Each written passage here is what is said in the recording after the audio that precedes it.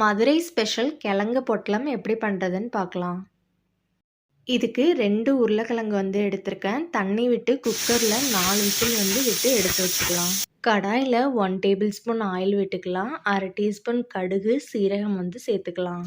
4 பல்லு பூண்டு பொடி பொடியாக கட் பண்ணிட்டு சேர்த்துக்கலாம். கொஞ்சமாக கருவேப்பிலை சேர்த்துக்கலாம். ஒரு பெரிய வெங்காயம் எடுத்துக்கோங்க. இந்த மாதிரி சைஸில் கட் பண்ணிட்டு சேர்த்து நல்லா வதக்கி விட்டுக்கலாம்.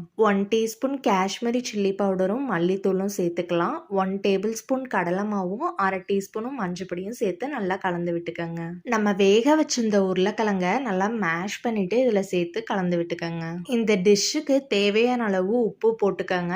லாஸ்ட்டாக கொஞ்சமாக கொத்தமல்லி போட்டு நல்லா மிக்ஸ் பண்ணி விட்டிங்கன்னா அவ்வளோதான் டேஸ்டியான மதுரை ஸ்பெஷல் கிழங்கு பொட்டலம் ரெடி.